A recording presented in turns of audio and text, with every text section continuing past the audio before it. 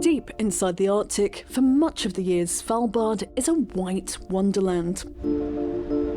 But with heavy snowfall, there also comes the risk of avalanches. And that can endanger the communities that live here. As you can see, Longyearbyen sits at the bottom of two steep-sided mountains, and increasingly it's come under the threat of avalanches. Around the world, these hazards occur in mountainous regions, when a mass of snow builds up on an incline, then suddenly flows downhill. In 2015, a devastating avalanche swept into town, causing the loss of 2 lives. 2 years later, an avalanche struck again, severely damaging homes here. It has been dangerous. We had 2 big avalanches going straight into town, and of course people died, so it was quite serious. Above Longyearbyen, physical barriers have been erected to hold back the snow, and a huge protective wall has been built. And they've also turned to tech. So here we can see one of our stations. An early warning system that uses snow sensors and mobile technology has been piloted here by telecom firm Telenor and the University of Svalbard. Obviously, there was little of the white stuff around when we visited, but this device helps measure the changing snow depth more accurately. Several of these stations have been placed around the valley to collect real-time data. We have an ultrasonic transducer that emits a sound signal at a very high frequency that travels from the transducer down to the ground. Then it comes back up to the transducer again, and then we measure the time of the sound back and forth. It's a simple low-cost solution, and the long-lasting battery keeps it working year-round, even in extreme cold.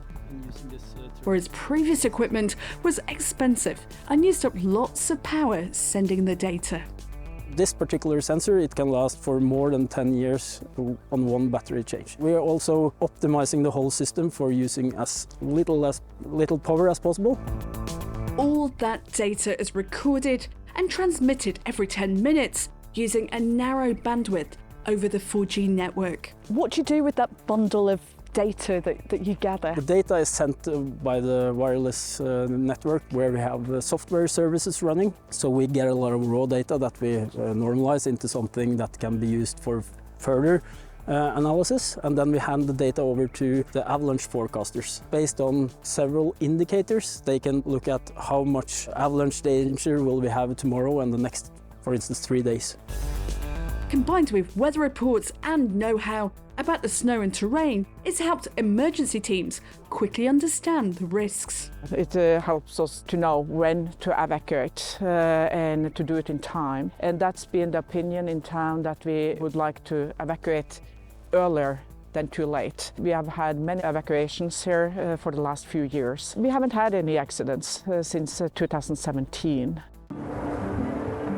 But with climate change, the risk is only getting worse.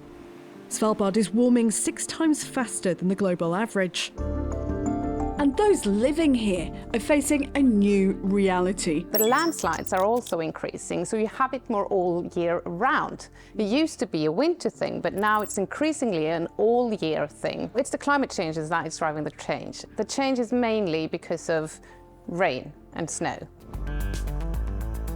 Telenor has also developed other applications for the same technology, such as measuring water volume more accurately to help fine-tune hydroelectric power production. They can just drop these tiny infrastructure pieces out there and start to gather data, and thereby predicting pretty accurate how much water do we have and where will it come and when will it come. Because they know exactly where the water comes and when it comes, it gives us the opportunity to reduce the consequences of floodings.